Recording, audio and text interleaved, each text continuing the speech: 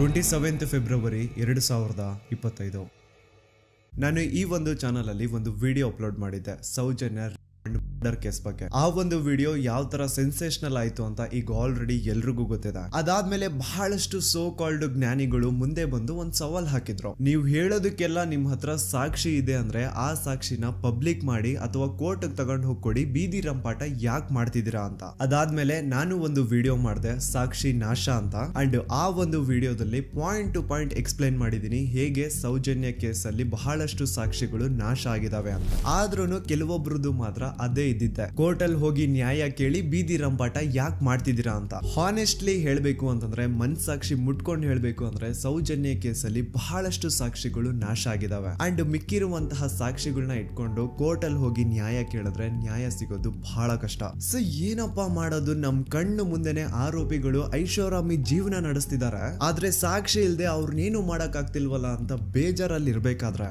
ಆ ಸರ್ವಶಕ್ತಿಯ ಕೃಪೆ ಅನ್ಸುತ್ತೆ ಇನ್ನೇನು ಮುಗೀತು, ನಾವು ಮುಂದೆ ಏನು ಮಾಡಕ್ಕಾಗಲ್ಲ ಅಂತ ಬೇಜಾರಲ್ಲಿ ಇರ್ಬೇಕಾದ್ರೆ ಈ ವ್ಯಕ್ತಿ ಇಷ್ಟು ದಿನ ಅದೆಲ್ಲಿದ್ನೋ ಗೊತ್ತಿಲ್ಲ, ಆದ್ರೆ ಈಗ ಮುಂದೆ ಬಂದಿದ್ದಾನೆ. ಅಂಡ್ ಈ ವ್ಯಕ್ತಿ ಧರ್ಮಸ್ಥಳದಲ್ಲಿ 23 ವರ್ಷಗಳ ಕಾಲ ಕೆಲಸ ಮಾಡಿದಾನೆ. ಅಂಡ್ ಅದು ಯಾವ ತರ ಕೆಲಸ ಗೊತ್ತಾ, ದಣಿಗಳು ಮಾಡಿ ಅಥವಾ ಮಾಡಿ ಬಿಸಾಡಿರುವಂತಹ ಹೆಣಗಳನ್ನ ಯಾರಿಗೂ ಗೊತ್ತಾಗದಿರೋ ರೀತಿ ಎತ್ಕೊಂಡು ಹೋಗಿ ಎಲ್ಲೋ ದೂರದಲ್ಲಿ ಯಾವ್ದೋ ಕಾಡಲ್ಲಿ ಮಣ್ಣು ಮಾಡ್ಬಿಟ್ಟು ಬರೋದು, ಇದು ಈ ವ್ಯಕ್ತಿಯ ಕೆಲಸ.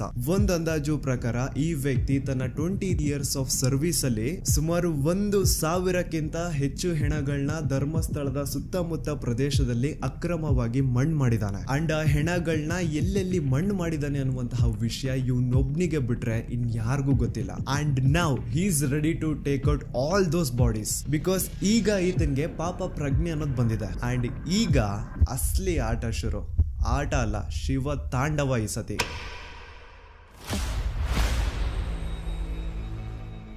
ಇಯರ್ 1995 ಮಂಡ್ಯ ಜಿಲ್ಲೆಯ ಒಂದು ಚಿಕ್ಕ ಹಳ್ಳಿ, ಹೆಸರು ರಾಂಪುರ ಅಂತ. ಈ ಊರಲ್ಲಿ 17 ವರ್ಷದ ಒಬ್ಬ ಹುಡುಗ ಇರ್ತಾನೆ. ಅಂಡ್ ಇವನ್ ಹೆಸರೇ ಭೀಮಾ ಅಂತ. ಒಂದು ದಲಿತ ಕುಟುಂಬಕ್ಕೆ ಬಿಲಾಂಗ್ ಮಾಡುವಂತಹ ಈ ಹುಡುಗನ್ಗೆ ಓದು ಬರಹ ಅನ್ನೋದು ತಲೆಗೆ ಹತ್ತಿರಲ್ಲ. ಸೊ ಇವನು ಸ್ಕೂಲ್ಗೂ ಸಹ ಹೋಗದೆ ಊರಲ್ಲಿ ಖಾಲಿ ಪಿಲಿ ಓಡಾಡ್ಕೊಂಡಿರ್ತಾನೆ. ಭೀಮಾಗೆ ಒಬ್ಬ ಅಣ್ಣ ಇರ್ತಾನೆ. ಅಂಡ್ ಅವನು ಧರ್ಮಸ್ಥಳದಲ್ಲಿ ಇರುವಂತಹ ಶ್ರೀ ಮಂಜುನಾಥ ಸ್ವಾಮಿ ದೇವಸ್ಥಾನದಲ್ಲಿ ಈಗ ಆಲ್ರೆಡಿ ಕೆಲಸ ಮಾಡ್ತಾ ಇರ್ತಾನೆ. ಈ ಕಡೆ ಊರಲ್ಲಿ ಭೀಮಾ ಸ್ಕೂಲ್ಗೂ ಸಹ ಹೋಗದೆ ಎಲ್ಲೂ ಕೆಲ್ಸಕ್ಕೆ ಸಹ ಹೋಗದೆ ಸುಮ್ನೆ ಊರಲ್ಲಿ ಖಾಲಿ ಪಿಲಿ ಓಡಾಡ್ತಾ ಇರೋದನ್ನ ನೋಡಕ್ಕಾಗ್ದೆ ಭೀಮಾ ಅವ್ರ ಅಣ್ಣ ಭೀಮನ ತನ್ನ ಜೊತೆಗೆ ಧರ್ಮಸ್ಥಳ ಕರ್ಕೊಂಡ್ ಬಂದು ಅದೇ ಶ್ರೀ ಮಂಜುನಾಥ ಸ್ವಾಮಿ ದೇವಸ್ಥಾನದಲ್ಲಿ ಕೆಲ್ಸಕ್ಕೆ ಸೇರಿಸ್ತಾನೆ. ತನ್ನ ಅಣ್ಣನ ಸಹಾಯದಿಂದ ಧರ್ಮಸ್ಥಳಕ್ಕೆ ಬಂದಂತಹ ಭೀಮಾಗೆ ಅಲ್ಲೇ ಇರುವಂತಹ ಶ್ರೀ ಮಂಜುನಾಥ ಸ್ವಾಮಿ ದೇವಸ್ಥಾನದಲ್ಲಿ ಕೆಲ್ಸನೂ ಸಹ ಸಿಗುತ್ತೆ. ಕೆಲ್ಸ ಏನಪ್ಪಾ ಅಂತಂದ್ರೆ ನೇತ್ರಾವತಿ ಸ್ನಾನ ಘಟ್ಟ ಹತ್ರ ಕಸ ಹೊಡೆಯುವಂತಹ ಕೆಲಸ. ಆ ಒಂದು ನೇತ್ರಾವತಿ ಸ್ನಾನ ಘಟ್ಟ ಆ ರೀಜನ್ ಏನಿತ್ತು ಅದನ್ನ ನೀಟಾಗಿ ಇಟ್ಕೊಳ್ಳೋದು ಇವನ್ ಡ್ಯೂಟಿ. ಇವನ್ಗೆ 25 ರೂಪಾಯಿ ಸ್ಟಾರ್ಟಿಂಗ್ ಸಂಬಳ ಇರುತ್ತೆ. ಅಂಡ್ ಇರೋದಕ್ಕೆ ಅಂತ ಮಾಹಿತಿ ಕಚೇರಿ ಮೇಲೆ ಒಂದು ರೂಮ್ ನು ಸಹ ಕೊಟ್ಟಿರ್ತಾರೆ. ಇನಿಷಿಯಲ್ ಡೇಸ್ ಅಲ್ಲಿ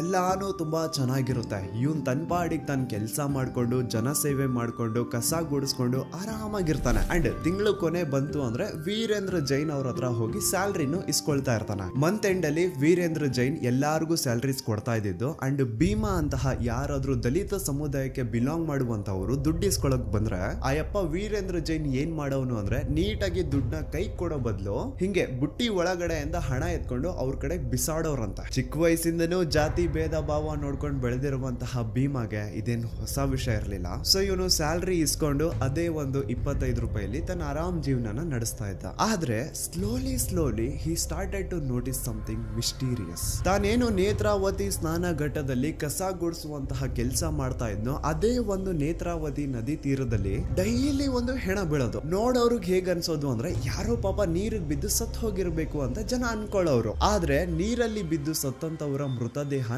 ನೀರಲ್ಲೇ ಸಿಗ್ಬೇಕು ಹೊರತು ದಡದಲ್ಲಿ ಹೇಗ್ ಸಿಗುತ್ತೆ? ಏನ್ ಆ ಶವಗಳು ಇಷ್ಟೊತ್ತು ನೀರಲ್ಲಿ ಇದ್ದಿದ್ ಸಾಕು, ಇನ್ನು ಹೋಗ್ಬಿಟ್ಟು ದಡದಲ್ಲಿ ಮಲ್ಕೊಳ್ಳುವ ಅಂತ ಎದ್ದು ಬರೋಕಾಗುತ್ತಾ? ಇಲ್ಲ ತಾನೆ. ಸೊ ಇದೇ ಒಂದು ಡೌಟ್ ಭೀಮಾಗೆ ಬರುತ್ತಾ. ಈಗ ಭೀಮಾ ಪ್ರತಿಯೊಂದು ಸೂಕ್ಷ್ಮವಾಗಿ ಅಬ್ಸರ್ವ್ ಮಾಡ್ಲಿಕ್ಕೆ ಸ್ಟಾರ್ಟ್ ಮಾಡ್ತಾನೆ. ಕೆಲವೊಂದ್ಸತಿ ಏನಾಗೋದು ಅಂದ್ರೆ ರಾತ್ರಿ ಹೊತ್ತಲ್ಲಿ ನೇತ್ರಾವತಿ ನದಿ ಹತ್ರ ಒಂದು ಬ್ಲಾಕ್ ಕಲರ್ SUV ಕಾರ್ ಕಾಣಿಸ್ಕೊಳ್ಳೋದಂತ. ಆ ಕಾರ್ ಕಾರ್ನ ನಂಬರು ಈಗ ಭೀಮಗೆ ನೆನಪಿರೋ ಹಾಗೆ 505 ಇರಬೇಕು. ಸೊ ಈ ಕಾರು ಯಾವಾಗೆಲ್ಲ ನೇತ್ರಾವತಿ ನದಿ ಹತ್ರ ಕಾಣಿಸ್ಕೊಳ್ಳೋದು, ಅದ್ರ ನೆಕ್ಸ್ಟ್ ದಿನ ಅದೇ ಒಂದು ನೇತ್ರಾವತಿ ನದಿ ಹತ್ರ ಒಂದು ಹೆಣ ಸಿಗೋದು. ಸೊ ಆ ಒಂದು ಬ್ಲಾಕ್ ಕಲರ್ SUV ಕಾರ್ಗೂ ಹಾಗೂ ನೇತ್ರಾವತಿ ನದಿ ದಡದಲ್ಲಿ ಸಿಗುತ್ತಿದ್ದಂತಹ ಹೆಣಗಳಿಗೂ ಏನೋ ಒಂದು ಸಂಬಂಧ ಇದೆ ಅಂತ ಭೀಮಗೆ ಗೊತ್ತಾಗುತ್ತಾ. ಆದ್ರೆ ಅವನು ಈ ವಿಚಾರನ ಯಾರ ಜೊತೆನೂ ಹಂಚ್ಕೊಳ್ಳಲ್ಲ. ಯಾಕೆ ಬೇಕ್ಬಿಡು ನಮ್ಗೆ ಅಂತ ಸುಮ್ಮನೆ ಇರ್ತಾನೆ.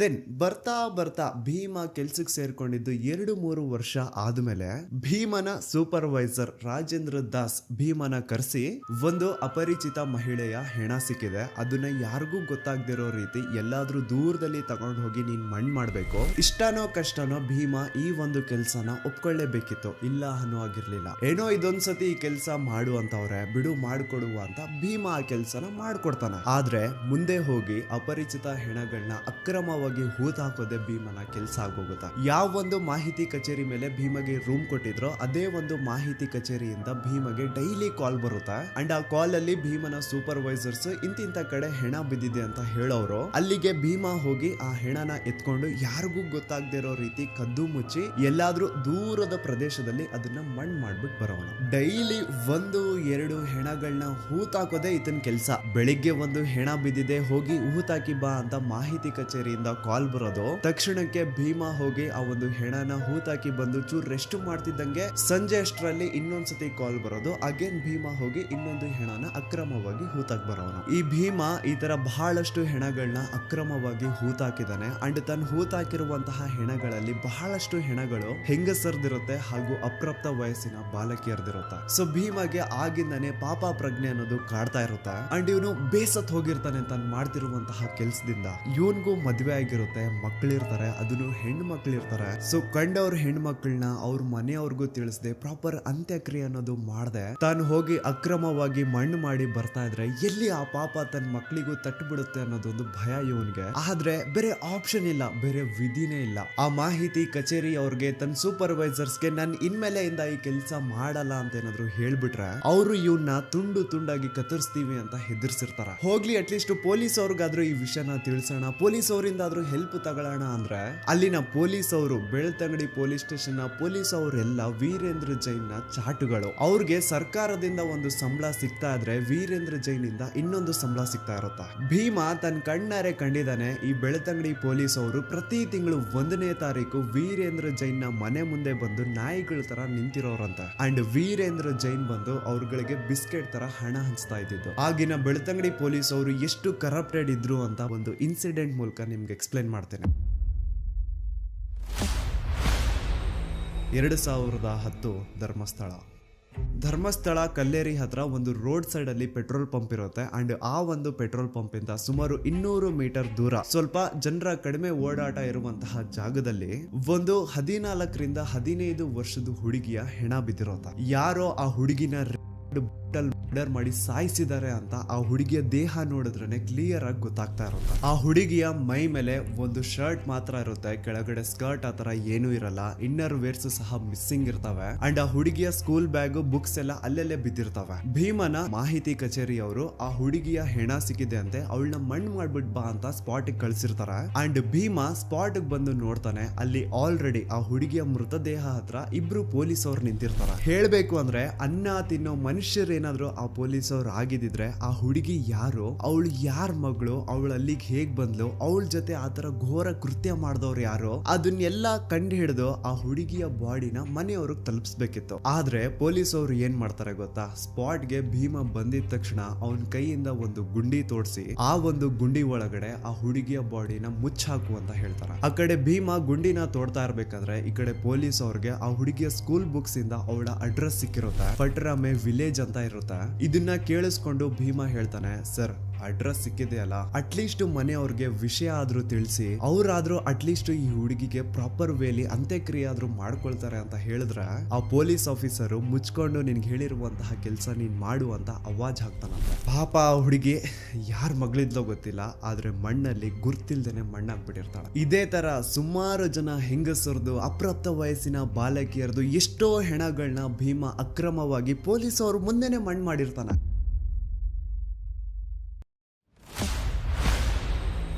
2012 ಧರ್ಮಸ್ಥಳ ಭೀಮನ ಮಾಹಿತಿ ಕಚೇರಿಯವರು ಕರೆದು ಇಂಥ ಕಾಡಲ್ಲಿ ಒಂದು ಹುಡುಗಿಯ ಹೆಣ ಬಿದ್ದಿದೆ ಅಂತೆ, ಅದನ್ನ ಯಾರಿಗೂ ಗೊತ್ತಾಗ್ದಿರೋ ರೀತಿ ಹೋಗಿ ಮಣ್ಣು ಮಾಡಿ ಬಾ ಅಂತ ಕಳಿಸ್ತಾರೆ. ಮಾಹಿತಿ ಕಚೇರಿಯವರು ಹೇಳಿದಂತಹ ಲೊಕೇಶನ್ಗೆ ಭೀಮಾ ಬಂದು ನೋಡಿದ್ರೆ ಅಲ್ಲಿ ಆಕ್ಚುಯಲ್ ಆಗಿ ಒಂದು ಹುಡುಗಿಯ ಹೆಣ ಬಿದ್ದಿರುತ್ತೆ. ಸುಮಾರು 20 ವರ್ಷ ವಯಸ್ಸು ಹುಡುಗಿದಿರುತ್ತೆ ಅಂಡ್ ಆ ಹುಡುಗಿಯ ಮುಖನ ಕಂಪ್ಲೀಟ್ ಆಸಿಡ್ ಇಂದ ಸುಟ್ಬಿಟ್ಟಿರ್ತಾರೆ. ಆದ್ರೆ ಆ ಹುಡುಗಿಯ ಬಟ್ಟೆಗಳಿಂದ ಭೀಮಾ ಅವಳನ್ನ ಕಂಡುಹಿಡಿತಾನೆ. ಅದೇ ಹುಡುಗಿನ ಈ ಹಿಂದೆ ಭೀಮಾ ದೇವಸ್ಥಾನದಲ್ಲಿ ನೋಡಿರ್ತಾನೆ ಅಂಡ್ ಆ ಹುಡುಗಿ ಮೈಸೂರಿಂದ ಬಂದಿದ್ಲು ಅಂತಾನು ಭೀಮಗೆ ಚೆನ್ನಾಗಿ ಗೊತ್ತಿರುತ್ತೆ.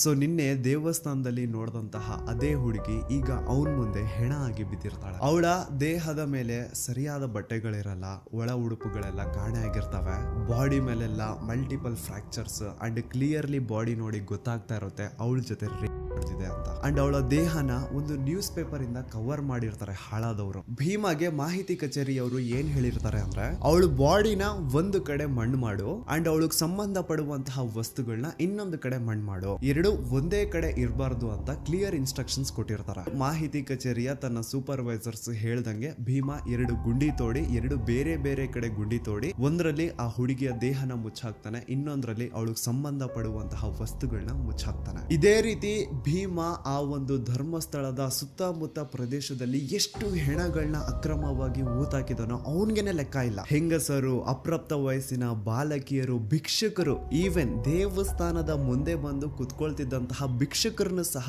ಆ ದರಿದ್ರ ನನ್ನ ಮಕ್ಕಳು ಬಿಟ್ಟಿರ್ಲಿಲ್ಲ. ಈ ಟೆಂಪಲ್ ಮ್ಯಾನೇಜ್ಮೆಂಟ್ ಅವ್ರಿಗೇನು ಅಂತಂದ್ರೆ ನೋಡಿ ನಮ್ ಧರ್ಮಸ್ಥಳದಲ್ಲಿ ಒಬ್ರು ಭಿಕ್ಷುಕರಿಲ್ಲ ಅಂತ ತೋರಿಸ್ಕೊಳ್ಳೋ ಆಸೆ. ಅದ್ರ ಸಲುವಾಗಿ ಈ ಟೆಂಪಲ್ ಮ್ಯಾನೇಜ್ಮೆಂಟ್ ಅವರು ಏನ್ ಮಾಡೋರು ಅಂದ್ರೆ ಆ ದೇವಸ್ಥಾನದ ಸುತ್ತಮುತ್ತ ಎಲ್ಲಾದ್ರೂ ಯಾರಾದ್ರೂ ಭಿಕ್ಷೆ ಬೇಡ್ತಾ ಇರೋ ರೀತಿ ಕಾಣಿಸಿದ್ರೆ ಅವ್ರನ್ನ ಮೊದ್ಲು ಹಿಡ್ಕೊಂಡ್ ಬಂದು ಚೆನ್ನಾಗಿ ಹೊಡಿಯೋದು. ಎಷ್ಟೋ ಸತಿ ಭೀಮನು ಸೇರ್ಕೊಂಡು ಆ ಭಿಕ್ಷುಕರನ್ನ ಹೊಡೆದಿರ್ತಾನೆ. ಸೊ ಚೆನ್ನಾಗಿ ಅವ್ರನ್ನ ಹೊಡೆದು ಮುಕ್ ಮಾಡಾದ್ಮೇಲೆ ಅವ್ರಿಗೊಂದು ಬಸ್ ಟಿಕೆಟ್ ಮಾಡಿಸಿ ಮಂಗಳೂರು ಅಥವಾ ಸಕಲೇಶ್ಪುರ ಕಡೆ ಕಳಿಸ್ಬಿಡೋದು. ಹಂಗ್ ಕಳಿಸಾದ್ಮೇಲೆನು ಅಪ್ಪಿ ತಪ್ಪಿ ಏನಾದ್ರು ಆ ಭಿಕ್ಷುಕರು ವಾಪಸ್ ಧರ್ಮಸ್ಥಳಕ್ಕೆ ಬಂದು ಅಲ್ಲಿ ಭಿಕ್ಷೆ ಬೇಡ್ತಾ ಇರೋ ರೀತಿ ಏನಾದ್ರು ಕಾಣಿಸ್ಕೊಂಡ್ರೆ ಅವ್ರನ್ನ ಈ ಸತಿ ಹಿಡ್ಕೊಂಡ್ ಬಂದು ಬರೀ ಹೊಡಿತಾ ಇರ್ಲಿಲ್ಲ, ಚಿತ್ರ ಹಿಂಸೆ ಕೊಟ್ಟು ಸಾಯಿಸವ್ರಂತ. ನೆಕ್ಸ್ಟ್ ದಿನ ಮಾಹಿತಿ ಕಚೇರಿಯವರು ಭೀಮನ ಕರೆಸಿ ಭೀಮಾ ಆ ಭಿಕ್ಷುಕರ ಮೃತದೇಹನ ಎತ್ಕೊಂಡೋಗಿ ಎಲ್ಲೋ ದೂರದಲ್ಲಿ ಯಾವ್ದಾದ್ರು ಒಂದು ಕಾಡಲ್ಲಿ ಮಣ್ಣು ಮಾಡ್ಬಿಟ್ಟು ಬರ್ಬೇಕಿತ್ತು. ಈ ತರ ಭೀಮಾ ಬಹಳಷ್ಟು ಹೆಣಗಳನ್ನ ಎತ್ಕೊಂಡು ಹೋಗಿ ಧರ್ಮಸ್ಥಳದ ಸುತ್ತಮುತ್ತ ಪ್ರದೇಶದಲ್ಲಿ ಅಕ್ರಮವಾಗಿ ಮಣ್ಣು ಮಾಡಿದಾನೆ. ಅಂಡ್ ನಾನು ಆಗ್ಲೇ ಹೇಳ್ದಂಗೆ ಇವನು ಅತಿ ಹೆಚ್ಚಾಗಿ ಮಣ್ಣು ಮಾಡಿರುವಂತಹ ಶವಗಳು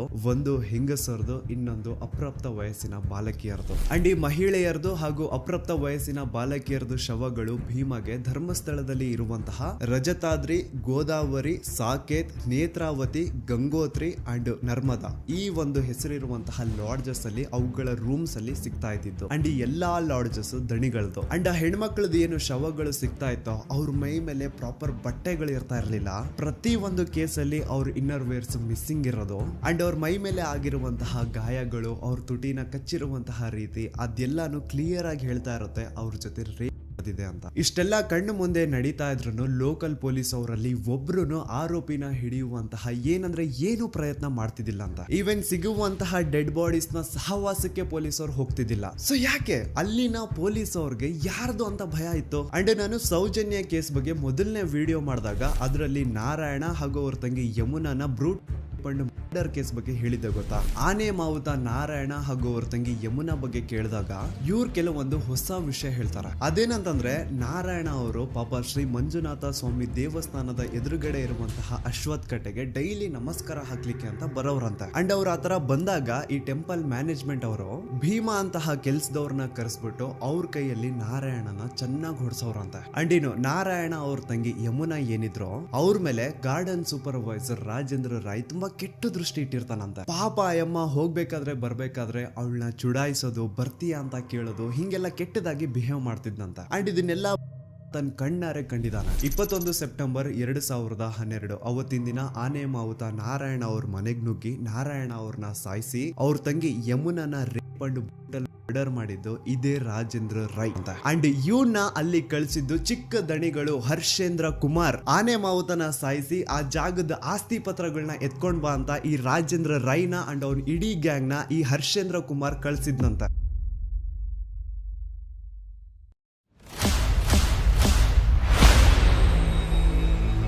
9 ಅಕ್ಟೋಬರ್ 2012 ಭೀಮಾ ಊರಿಗೆ ಹೋಗಿರ್ತಾನೆ ಅಂಡ್ ಮಧ್ಯರಾತ್ರಿ 11-12 ಗಂಟೆ ಹಾಗೆ ಭೀಮನ ಮ್ಯಾನೇಜರ್ ಆದಂತಹ ಬಾಲಕೃಷ್ಣ ಅವ್ರ ಕಡೆಯಿಂದ ಕಾಲ್ ಬರುತ್ತೆ ಅಂಡ್ ಅವರು ಕಾಲ್ ಮಾಡಿ ಎಲ್ಲಿದ್ಯಾ ಬೇಗ ಬಾ, ಇಲ್ಲಿ ಒಂದು ಹುಡುಗಿಯ ಹೆಣ ಬಿದ್ದಿದೆ, ಇದನ್ನ ಬೇಗ ಮಣ್ಣು ಮಾಡಬೇಕು ಅಂತ ಕರೀತಾರೆ. ಆದ್ರೆ ಭೀಮಾ ಇಲ್ಲ ಸಾಹೇಬ್ರೆ ನಾನು ಊರಿಗೆ ಬಂದಿದ್ದೀನಿ ಬರೋಕ್ಕಾಗಲ್ಲ ಅಂತ ಹೇಳಿದಾಗ, ಹಾ ನೀನ್ ಊರಿಗೆ ಹೋಗಿದ್ಯಾ, ಹೇಳ್ದೆ ಕೇಳ್ದೆ ಯಾವಾಗ ಊರಿಗೆ ಹೋದೆ ನೀನು, ನಿಮ್ಗೆಲ್ಲ ಹೇಳೋರ್ ಕೇಳೋರ್ ಯಾರು ಇಲ್ವಾ ಅಂತ ಬೈಕೊಂಡು ಕಾಲ್ ಕಟ್ ಮಾಡ್ತಾರೆ. ನೆಕ್ಸ್ಟ್ ದಿನ ಅಂದ್ರೆ 10 ಅಕ್ಟೋಬರ್ 2012 ಭೀಮಾ ಊರಿಂದ ಧರ್ಮಸ್ಥಳಕ್ಕೆ ವಾಪಸ್ ಬರ್ತಾನೆ ಅಂಡ್ ಬಂದಾದ್ಮೇಲೆ ಅವನಿಗೆ ಗೊತ್ತಾಗುತ್ತೆ ಹಿಂದಿನ ದಿನ ಮಧ್ಯರಾತ್ರಿ ತನ್ನ ಮ್ಯಾನೇಜರ್ ಬಾಲಕೃಷ್ಣ ಕಾಲ್ ಮಾಡಿ ಯಾವ ಒಂದು ಹುಡುಗಿಯ ಹೆಣನ ಹೂತಾಕ್ಬೇಕು ಅಂತ ಹೇಳಿದ್ನೋ ಆ ಹೆಣ ಬೇರೆ ಯಾರ್ದು ಅಲ್ಲ ಸೌಜನ್ಯದಿರುತ್ತೆ. ಮೇ ಬಿ ಹಿಂದಿನ ದಿನ ಏನಾದ್ರೂ ಭೀಮಾ ಧರ್ಮಸ್ಥಳದಲ್ಲೇ ಇದ್ದಿದ್ರೆ ಸೌಜನ್ಯನ ಬಾಡಿನೇ ಸಿಗ್ತಾ ಇರ್ಲಿಲ್ಲ ಅನ್ಸುತ್ತೆ. ಯಪ್ಪಾ ನನಗೆ ಒಂದು ಅರ್ಥ ಆಗ್ತಾ ಇಲ್ಲ, ಊರಲ್ಲಿ ಎಲ್ಲಾದ್ರೂ ಒಂದು ಅಪರಿಚಿತ ಹೆಣ ಬಿದ್ರೆ ಅದಕ್ಕೂ ಟೆಂಪಲ್ ಮ್ಯಾನೇಜ್ಮೆಂಟ್ ಅವ್ರಿಗೂ ಏನ್ ಸಂಬಂಧ? ಯಾರಿಗೂ ಇಲ್ದೇ ಇರುವಂತಹ ಚಿಂತೆ ಇವ್ರುಗಳಿಗೆ ಯಾಕೆ ಅಂತ. ಒಂದು ಅಪರಿಚಿತ ಹೆಣ ಅಂದ್ಮೇಲೆ ಅದು ಪೊಲೀಸ್ ಅವ್ರ ಜವಾಬ್ದಾರಿ, ಮುಂದೆ ಏನ್ ಮಾಡ್ಬೇಕು ಅನ್ನೋದು ಅವ್ರಗಳ ತಲೆನೋವು. ಸೊ ಎಲ್ಲೋ ಸಂಬಂಧನೇ ಇಲ್ಲದೆ ಬಿದ್ದಿರುವಂತಹ ಹೆಣಗಳಿಗೂ ದಣಿಗಳಿಗೂ ಟೆಂಪಲ್ ಮ್ಯಾನೇಜ್ಮೆಂಟ್ ಅವ್ರಿಗೂ ಏನ್ ಸಂಬಂಧ? ಈ ಪ್ರಶ್ನೆನ ನೀವು ನನಗ್ ಕೇಳೋದಲ್ಲ, ಆ ನಕಲಿ ಧರ್ಮಾಧಿಕಾರಿ ಇದಾನಲ್ವಾ ಅವನ್ಗೆ ಹೋಗ್ಬಿಟ್ಟು ಕೇಳಿ. ಯಾಕಪ್ಪ ಎಲ್ಲಿ ಅಪರಿಚಿತ ಹೆಣ ಸಿಕ್ಕರು ಯಾಕೆ ನಿಮ್ಮವ್ರು ಹೋಗ್ಬಿಟ್ಟು ಅದನ್ನ ಅಕ್ರಮವಾಗಿ ಹೂತಾಗಿ ಬರೋರು? ಯಾಕೆ ಈ ಕೆಲಸನ ಮಾಡೋರು? ಈ ಪ್ರಶ್ನೆನ ನೀವು ಹೋಗ್ಬಿಟ್ಟು ಆ ಧರ್ಮಾಧಿಕಾರಿಗೆ ಆ ಟೆಂಪಲ್ ಮ್ಯಾನೇಜ್ಮೆಂಟ್ ಅವ್ರಿಗೆ ಕೇಳಿ. ನಿಮ್ಗೆ ಸೌಜನ್ಯ ಪ್ರಕರಣದ ಪ್ರಮುಖ ಸಾಕ್ಷಿ ರವಿ ಪೂಜಾರಿ ಬಗ್ಗೆ ಲಾಸ್ಟ್ ವಿಡಿಯೋದಲ್ಲಿ ಹೇಳಿದ್ದೆ. ಸೊ ಸತ್ತಿರುವಂತಹ ಆ ರವಿ ಪೂಜಾರಿನ ಬೆಸ್ಟ್ ಫ್ರೆಂಡೇ ಈ ಭೀಮಾ. ಸೌಜನ್ಯ ಕೇಸು ಹೊರಗೆ ಬಂದ್ಮೇಲೆ ಆ ರವಿ ಪೂಜಾರಿ ಪಾಪ ಫುಲ್ಲು ಟೆನ್ಷನ್ ಅಲ್ಲಿ ಕುಡ್ಕೊಂಡು ಊಟ ನಿದ್ದೆ ಇಲ್ಲದೆ ಓಡಾಡ್ತಾ ಇರ್ತಾನಂತೆ. ಸೊ ತನ್ನ ಬೆಸ್ಟ್ ಫ್ರೆಂಡ್ ನ ಆ ಒಂದು ಪರಿಸ್ಥಿತಿನ ನೋಡಕ್ಕಾಗದೆ ಭೀಮಾ ಹೋಗ್ಬಿಟ್ಟು ರವಿ ಪೂಜಾರಿ ಹತ್ರ ಮಾತಾಡ್ತಾನೆ. ಯಾಕೆ ಮಗ ನೀನು ತುಂಬಾ ಟೆನ್ಷನ್ ಅಲ್ಲಿ ಕಾಣಿಸ್ತಾ ಇದೆಯಾ, ಕುಡ್ಕೊಂಡು ಓಡಾಡ್ತಿದ್ಯಾ, ಮನೆಯವ್ರಿಗೆಲ್ಲ ತುಂಬಾ ದುಡ್ಡು ಕಳಿಸಿದ್ಯಾ ಅಂತ, ಇಲ್ಲಿ ಬೇರೆ ಯಾರ್ಯಾರಿಗೋ ಸಾಲಗಳು ಕೊಡ್ತಿದ್ಯಾ, ಏನ್ ನಿಂದು ಕತೆ ಅರ್ಥ ಆಗ್ತಿಲ್ವಲ್ಲ, ಇಷ್ಟೊಂದು ದುಡ್ಡು ನಿನ್ನ ಹತ್ರ ಎಲ್ಲಿಂದ ಬಂತು ಅಂತ ಭೀಮಾ ಒತ್ತಿ ರವಿ ಪೂಜಾರಿ ಹತ್ರ ಕೇಳಿದಾಗ ಆಗ ಕೊನೆಗೆ ರವಿ ಪೂಜಾರಿ ಬಾಯ್ ಬಿಡ್ತಾನೆ. ಅಂಡ್ ರವಿ ಪೂಜಾರಿ ಭೀಮನ ಮುಂದೆ ಏನ್ ಹೇಳ್ತಾನೆ ಅಂದ್ರೆ, ಮೊನ್ನೆ ಸೌಜನ್ಯ ಅಂತ ಒಂದು ಹುಡುಗಿಯ ಹೆಣ ಸಿಕ್ತಲ್ವಾ, ನಿನಗ್ ಗೊತ್ತಾ ಆ ಹುಡುಗಿ ಜೊತೆ ಹಂಗ್ ಮಾಡಿರೋದ್ ಯಾರು ಅಂತ? ಭೀಮಾ ಇಲ್ಲ ನನಗ್ ಗೊತ್ತಿಲ್ಲ ಅಂದಾಗ ಅದಕ್ಕೆ ರವಿ ಪೂಜಾರಿ ಹೇಳ್ತಾನೆ, ಆ ಹುಡುಗಿ ಸೌಜನ್ಯ ಜೊತೆ ಆತರ ಮಾಡಿದ್ದು ಬೇರೆ ಯಾರು ಅಲ್ಲ, ಚಿಕ್ಕ ದಣಿಗಳ ಹರ್ಷೇಂದ್ರ ಕುಮಾರ್ ಅಂಡ್ ಆ ಹುಡುಗಿನ ಸಾಯಿಸಿ ಅವಳ ದೇಹನ ಎಲ್ಲಾದ್ರೂ ಬಿಸಾಡ್ರಿ ಅಂತ ಚಿಕ್ಕ ದಣಿಗಳು ಹೇಳಿದ್ರು. ಈ ವಿಷಯ ನಾನ್ ಎಲ್ಲೂ ಹೊರಗಡೆ ಬಿಟ್ಕೊಡ್ಬಾರ್ದು ಅಂತ ದಣಿಗಳು ನನಗೆ 25,000 ದುಡ್ಡು ಸಹ ಕೊಟ್ರು ಅಂತ ರವಿ ಪೂಜಾರಿ ಭೀಮನ ಮುಂದೆ ಹೇಳಿದಾನೆ. ಭೀಮಗೆ ಇದೆಲ್ಲ ಎಕ್ಸ್ಪೆಕ್ಟೆಡ್ ಇತ್ತು. ಸೊ ಅವನ್ಗೆ ರಿಯಲ್ ನೇಮ್ಸ್ ನ ಕೇಳಿದಾಗ ಅಂತ ಶಾಕ್ ಏನೂ ಆಗಿಲ್ಲ. ಭೀಮಗೆ ಈ ವಿಷಯ ಯಾಕೆ ಶಾಕಿಂಗ್ ಅನ್ಸಲ್ಲ ಅಂದ್ರೆ, ಇಷ್ಟು ವರ್ಷಗಳ ಕಾಲ ಅವನೇನು ಅಕ್ರಮವಾಗಿ ಹೆಣಗಳನ್ನ ಹೂತಾಕಿ ಬರ್ತಾ ಇದ್ದಾನೋ ಅದೆಲ್ಲ ದಣಿಗಳು ಮಾಡಿಟ್ಟಿರುವಂತಹ ಕರ್ಮಕಾಂಡಗಳು ಅಂತ ಅವನು ಚೆನ್ನಾಗಿ ಗೊತ್ತಿದೆ. ಸೊ ಹಾಗಾಗಿ ಈಗ ರವಿ ಪೂಜಾರಿ ರಿಯಲ್ ನೇಮ್ಸ್ ನ ಹೇಳಿದ್ರು ಸಹ ಭೀಮಾಗೆ ಏನ್ ಶಾಕಿಂಗ್ ಅನ್ಸಿಲ್ಲ ಅದು. ಬಟ್ ಶಾಕಿಂಗ್ ಅನ್ಸಿದ್ ಏನು ಅಂದ್ರೆ, ಭೀಮಾ ಹಾಗೂ ರವಿ ಪೂಜಾರಿ ನಡುವೆ ಈ ಒಂದು ಮಾತುಕತೆ ಆಗಿದ್ದು ಸ್ವಲ್ಪ ದಿನ ಆದ್ಮೇಲೆ ರವಿ ಪೂಜಾರಿ ಮಿಸ್ಟೀರಿಯಸ್ ಆಗಿ ಸತ್ ಹೋಗ್ತಾನೆ. ಆ ರವಿ ಪೂಜಾರಿ ಮಾಡ್ಕೊಂಡು ಸತ್ತೋದ ಅಂತ ಪೊಲೀಸ್ ಅವ್ರು ಹೇಳ್ತಾರೆ. ಆದ್ರೆ ರವಿ ಪೂಜಾರಿ ನಿಜವಾಗ್ಲೂ ಹೇಗ್ ಸತ್ತೋದ, ಅವನ್ನ ಯಾರು ಸಾಯಿಸಿದ್ರು, ಅವನ್ನ ಯಾಕೆ ಸಾಯಿಸಿದ್ರು, ಇದೆಲ್ಲ ವಿಷಯ ಭೀಮಾಗೆ ಚೆನ್ನಾಗಿ ಗೊತ್ತಿದೆ. ಸೊ ರವಿ ಪೂಜಾರಿನ ನಿಗೂಢ ಸಾವು ಆದ್ಮೇಲೆ ಭೀಮಾಗೆ ಒಂಥರ ಮನ್ಸಲ್ಲೇ ಭಯ ಸ್ಟಾರ್ಟ್. ಒಬ್ಬ ರೂಮ್ ಬಾಯ್ ಆಗಿ ಇಷ್ಟು ನಿಯತ್ತಾಗಿ ಅಷ್ಟು ವರ್ಷಗಳ ಕಾಲ ಕೆಲಸ ಮಾಡ್ಕೊಂಡು ಬಂದಂತಹ ಆ ರವಿ ಪೂಜಾರಿನ ಇವರು ಉಳಿಸಿಲ್ಲ. ಇನ್ನು ನನ್ನ ಬಿಡ್ತಾರ, ನಾನ್ ಬೇರೆ ಇವ್ರು ಮಾಡಿರುವಂತಹ ಕೊಲೆಗಳನ್ನೆಲ್ಲ ಎತ್ಕೊಂಡು ಹೋಗಿ ಮಣ್ಣು ಮಾಡಿ ಬಂದವನು, ನಾನ್ ಎಲ್ಲಾದ್ರೂ ಇನ್ ಫ್ಯೂಚರ್ ಯಾರ ಮುಂದೆ ಆದ್ರೂ ಬಾಯಿ ಬಿಟ್ಬಿಡ್ತೀನೇನೋ ಅಂತ ನನ್ನ ಇವತ್ತಿಲ್ಲ ನಾಳೆ ಮುಗಿಸ್ತಾರೆ. ಈ ತರ ಒಂದು ಭಯ ಭೀಮನ ಮನ್ಸಲ್ಲಿ ಸ್ಟಾರ್ಟ್ ಆಗಿ ಭೀಮಾ ತನ್ನ ಇಡೀ ಕುಟುಂಬನ ಕರ್ಕೊಂಡು ಹಿಂದೆ ಒಂದೂನು ಸುಳಿವು ಬಿಡದೆ ಬೇರೆ ರಾಜ್ಯಕ್ಕೆ ಓಡಿ ಹೋಗ್ತಾನೆ. ಈಗ ಸೌಜನ್ಯ ಪ್ರಕರಣದಲ್ಲಿ ಆಗ್ತಿರುವಂತಹ ಬೆಳವಣಿಗೆಗಳು ನೋಡಿ ಮಹೇಶ್ ಶೆಟ್ಟಿ, ತಿಮ್ರೋಡಿ ಅವರು, Girish sir, Jayant sir and ಊರಿನ ಜನ ಎಲ್ಲ ದಣಿಗಳ ವಿರುದ್ಧ ನಿಂತಿರೋದ್ ನೋಡಿ ಈಗ ಈ ಭೀಮಾಗೆ ಧೈರ್ಯ ಬಂದು ಇವನು ಸಾಕ್ಷಿ ಹೇಳಲಿಕ್ಕೆ ಮುಂದೆ ಬಂದಿದ್ದಾನೆ. But he and his family needs safety and security. ಸಾಕ್ಷಿ ಸಂರಕ್ಷಣಾ ಕಾಯ್ದೆ ಅಡಿಯಲ್ಲಿ ಈತನ್ಗೆ ಏನಾದ್ರೂ ಸಂರಕ್ಷಣೆ ಸಿಕ್ಕರೆ ಈತ ಪ್ರತಿ ಒಂದು ವಿಷಯನ ಕೋರ್ಟ್ ಮುಂದೆ ಹೇಳಲಿಕ್ಕೆ ರೆಡಿ ಇದ್ದಾನೆ. ರೀಸೆಂಟ್ಲಿ ಭೀಮಾ ಯಾರಿಗೂ ಗೊತ್ತಾಗ್ದಿರೋ ರೀತಿ ಧರ್ಮಸ್ಥಳ ಗ್ರಾಮಕ್ಕೆ ವಾಪಸ್ ಹೋಗಿ ನಾನು ಕೊನೆಯದಾಗಿ ಅಕ್ರಮವಾಗಿ ಮಣ್ಣು ಮಾಡಿ ಮುಚ್ಚಾಕಿರುವಂತಹ ದೇಹನ ಹೊರಗೆ ತೆಗೆದು ಆ ಒಂದು ಅಸ್ಥಿ ಪಂಜರಗಳನ್ನ ತಂದು ತನ್ನ ಜೊತೆಗೆ ಇಟ್ಕೊಂಡಿದ್ದಾನೆ. ಅಂಡ್ ಈಗ ಆ ಒಂದು ಅಸ್ಥಿ ಪಂಜರನ ಪೊಲೀಸ್ ಸ್ಟೇಷನ್ಗೆ ಸಬ್ಮಿಟ್ ಮಾಡಿ ತಾನು ಕೂಡ ಸರೆಂಡರ್ ಆಗಿರ್ತಾನೆ. ಅಂಡ್ ಈ ವ್ಯಕ್ತಿಗೆ ಈಗೇನಾದ್ರೂ ಸಾಕ್ಷಿ ಸಂರಕ್ಷಣಾ ಕಾಯ್ದೆ ಅಡಿಯಲ್ಲಿ ಸಂರಕ್ಷಣೆ ಸಿಕ್ಕರೆ ಆ 23 ವರ್ಷಗಳ ಕಾಲ ತಾನೇನು ಧರ್ಮಸ್ಥಳದ ಸುತ್ತಮುತ್ತ ಪ್ರದೇಶದಲ್ಲಿ ಅಕ್ರಮವಾಗಿ ಹೂತಾಕಿರುವಂತಹ ಹೆಣಗಳಿದಾವೋ ಅದನ್ನೆಲ್ಲ ಹೊರಗೆ ತೆಗೆಯೋದಕ್ಕೆ ರೆಡಿ ಇದ್ದಾನೆ. ಇನ್ ಕೇಸ್ ಹೀಗೆ ಆಯ್ತು ಅನ್ಕೊಳ್ಳಿ, ರಾಶಿ ಅಸ್ಥಿ ಪಂಜರಗಳು ಹೊರಗೆ ಬೀಳ್ತಾವೆ. ಈಗ ಇಷ್ಟೆಲ್ಲ ಸತ್ಯ ಗೊತ್ತಾದ್ಮೇಲೂ ನೀವಿನ್ನೂ ಆ ನಕಲಿ ದೇವಮಾನವ ವೀರೇಂದ್ರ ಜೈನ್ ಅವ್ರ ತಮ್ಮ ಹರ್ಷೇಂದ್ರ ಜೈನ್ ಅಂಡ್ ಅವ್ರ ಇಡೀ ಕುಟುಂಬನ ಸಪೋರ್ಟ್ ಮಾಡ್ತೀರಾ ಅಂತಂದ್ರೆ ನಾಚಿಕೆ ಆಗ್ಬೇಕು ನಿಮ್ಗಳ ಜನ್ಮಕ್ಕೆ. ಸಾಕ್ಷಿ ತಾನೇ ಕೇಳ್ತಾ ಇದ್ರಿ, ಸಾಕ್ಷಿ ತಾನೇ ಬೇಕಿತ್ತು ನಿಮ್ಗೆಲ್ಲ. ಈಗ ಒಂದು ಜೀವಂತ ಸಾಕ್ಷಿ ಮುಂದೆ ಇದೆ, ಈಗ ನ್ಯಾಯ ಇಸ್ಕೊಡಿ. ಹೆಚ್ಚು ಕಡಿಮೆ 1,000 ಜನ ದಿಕ್ಕಿಲ್ಲ ದೆಸೆ ಇಲ್ಲ, ಅವ್ರ ಮನೆಯವ್ರಿಗೆ ಅವ್ರು ಸತ್ತಿದ್ದಾರೆ ಅನ್ನುವಂತಹ ವಿಷಯನೂ ಗೊತ್ತಿಲ್ಲ, ಹಂಗ ಮಾಡಿ ಅವ್ರನ್ನ ಮುಚ್ಚಾಕಿದಾರೆ. ಇಷ್ಟು ಕೇಳಿದ್ಮೇಲೆ ನಿಮ್ ರಕ್ತ ಕುದಿತಿಲ್ಲ ಅಂತಂದ್ರೆ ಏನ್ ಹೇಳ್ಬೇಕಿನ್ನ. ನಮ್ ದೂತ ಸಭೆಯ ಪ್ರಜೆಗಳಿಗೆ ಅಂಡ್ ಯಾರೆಲ್ಲ ಕರ್ನಾಟಕದ ಮೂಲೆಯಿಂದ ಈ ಒಂದು ವಿಡಿಯೋನ ನೋಡ್ತಾ ಇದ್ರು ನಿಮ್ಮಲ್ಲೆಲ್ಲ ಕೇಳ್ಕೊತಾ ಇದೀನಿ, ನೀವು ಜಸ್ಟ್ ವಾಟ್ಸ್ಆಪ್ ಸ್ಟೇಟಸ್ ಹಾಕಿದ್ರೆ, ಇನ್ಸ್ಟಾದಲ್ಲಿ ಸ್ಟೋರಿ ಹಾಕಿದ್ರೆ ಸಾಲಲ್ಲ. ಈ ಸತಿ ಬೀದಿಗಿಳಿದು ಪ್ರತಿಭಟನೆ ಮಾಡ್ಲೇಬೇಕು. ಈ ಅನ್ಯಾಯದ ವಿರುದ್ಧ ಪ್ರತಿ ಒಬ್ರು ಧ್ವನಿ ಎತ್ತಬೇಕು. ಅಂಡ್ ಈ ಸತಿ ಯಾವನಾದ್ರೂ ಕಚಡ ನನ್ನ ಮಗ ಮಧ್ಯದಲ್ಲಿ ಬಂದು ಹಿಂದೂ ಮುಸ್ಲಿಂ ಅಂತ ಕಡ್ಡಿ ಏನಾದ್ರೂ ಅಲ್ಲಾಡಿಸಿದ್ರೆ ಆ ನನ್ನ ಮಗನ್ನ ಚಪ್ಲಿಲ್ ಹೊಡಿರಿ. ಇಲ್ಲಿ ಸ್ಕ್ರೀನ್ ಮೇಲೆ ಏನ್ QR ಕೋಡ್ ಕಾಣಿಸ್ತಾ ಇದೆಯೋ ಇದನ್ನ ಸ್ಕ್ಯಾನ್ ಮಾಡಿ ಅಥವಾ ಡಿಸ್ಕ್ರಿಪ್ಷನ್ ಬಾಕ್ಸ್ ಅಲ್ಲಿ ನಾನೊಂದು ಲಿಂಕ್ ಕೊಟ್ಟಿರ್ತೀನಿ, ಆ ಒಂದು ಲಿಂಕ್ ಮೇಲೆ ಕ್ಲಿಕ್ ಮಾಡಿ ನಿಮ್ ಮುಂದೆ ಒಂದು ಫಾರ್ಮ್ ಓಪನ್ ಆಗುತ್ತೆ. ನೀವು ನಿಜವಾಗ್ಲೂ ಧರ್ಮಸ್ಥಳದಲ್ಲಿ ಆಗಿರುವಂತಹ ಅನ್ಯಾಯದ ವಿರುದ್ಧ ಜಸ್ಟಿಸ್ ನ ಡಿಮ್ಯಾಂಡ್ ಮಾಡ್ತಿದ್ದೀರಾ ಅಂತಂದ್ರೆ ಪ್ಲೀಸ್ ಆ ಒಂದು ಫಾರ್ಮ್ ನ ಫಿಲ್ ಮಾಡಿ. ಅಂಡ್ ಕೇವಲ ನೀವೊಂದೇ ಆ ಫಾರ್ಮ್ ನ ಫಿಲ್ ಮಾಡೋದಲ್ಲ, ನಿಮ್ಮವರಿಂದನೂ ಆ ಫಾರ್ಮ್ ನ ಫಿಲ್ ಅಪ್ ಮಾಡಿಸಿ. It will be really helpful for us in legal battle. And ಇನ್ನೊಂದು ವಿಷಯ, ಈ ಒಂದು ವಿಡಿಯೋ ಕಂಪ್ಲೀಟ್ ಕಾಪಿರೈಟ್ ಫ್ರೀ ಇದೆ. ಇನ್ ಕೇಸ್ ಏನಾದ್ರೂ ಈ ವಿಡಿಯೋ ನನ್ನ ಚಾನಲ್ ಇಂದ ಡಿಲೀಟ್ ಅಥವಾ ಬ್ಲಾಕ್ ಆಯ್ತು ಅಂದ್ರೆ ನೀವು ಯಾರು ಬೇಕಿದ್ರು ನಿಮ್ ಚಾನಲ್ ಅಲ್ಲಿ ಈ ಒಂದು ವಿಡಿಯೋನ ಅಪ್ಲೋಡ್ ಮಾಡ್ಕೋಬಹುದು. ಇನ್ ಕೇಸ್ ಈ ವಿಡಿಯೋ ನನ್ನ ಚಾನಲ್ ಇಂದ ಡಿಲೀಟ್ ಆಯ್ತು ಅಂದ್ರೆ. ಸೊ ಈ ಸತಿ it's A final war and ಈ ಸತಿ ನಿಮ್ ಎಲ್ರದ್ದು ಸಪೋರ್ಟ್ ಸೌಜನ್ಯ ಪರ ಹೋರಾಟಗಾರರಿಗೆ ಇರುತ್ತೆ ಅಂತ ಭಾವಿಸ್ತಾ ನಾನು ನಿಮ್ಮ ದೂತ ಸಮೀರ್ MD ಮತ್ತೆ ಸಿಗ್ತೀನಿ ನೆಕ್ಸ್ಟ್ ವಿಡಿಯೋದಲ್ಲಿ.